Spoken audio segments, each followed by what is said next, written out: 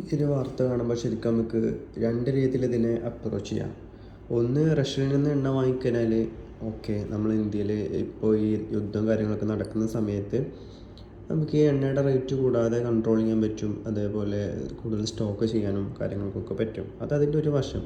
പക്ഷേ ഇതിൽ നമുക്ക് എനിക്ക് തോന്നുന്നു കുറച്ച് മോശമായിട്ടുള്ള, അല്ലെങ്കിൽ ഇന്നത്തെ കാലത്ത് ഭയങ്കര ബോറായിട്ട് തോന്നിയിട്ടുള്ള ഒരു ഇതെന്ന് പറയുന്നത്, ലൈക്ക് ഇപ്പോൾ ഈ ഒരു അമേരിക്കയോട് ചോദിച്ചിട്ടുണ്ടെങ്കിൽ അമേരിക്കയുടെ പെർമിഷൻ ചോദിക്കേണ്ട ഒരവസ്ഥ, അല്ലെങ്കിൽ അമേരിക്കയുടെ അനുമതിക്ക് കാത്തു നിൽക്കേണ്ട അവസ്ഥ. നമ്മളെ ഇന്ത്യ പോലുള്ള ഇത്രയും വലിയൊരു ജനാധിപത്യം സ്ട്രോങ് ആയിട്ടുള്ള ആർമിക്കുള്ള രാജ്യത്തിന് അമേരിക്കയുടെ പെർമിഷനും വേണ്ട ആവശ്യമുണ്ടോ? ഇല്ലല്ലോ.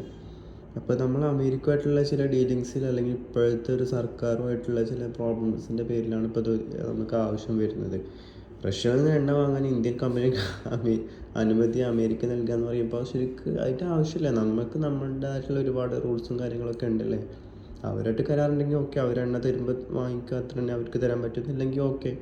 പക്ഷെ നമ്മൾ റഷ്യയായിട്ടുള്ള ഡീലിങ്സ് ഓൾറെഡി ഉള്ളതാണ്. അപ്പോൾ നമുക്ക് റഷ്യയായിട്ട് എണ്ണ വാങ്ങണോ വാങ്ങേണ്ടത് നമ്മുടെ രാജ്യത്തിൻ്റെ ഇഷ്ടമാണ്. അതിന് വേറൊരു കൺട്രിയിൽ ഇടപെടേണ്ട ആവശ്യമില്ല.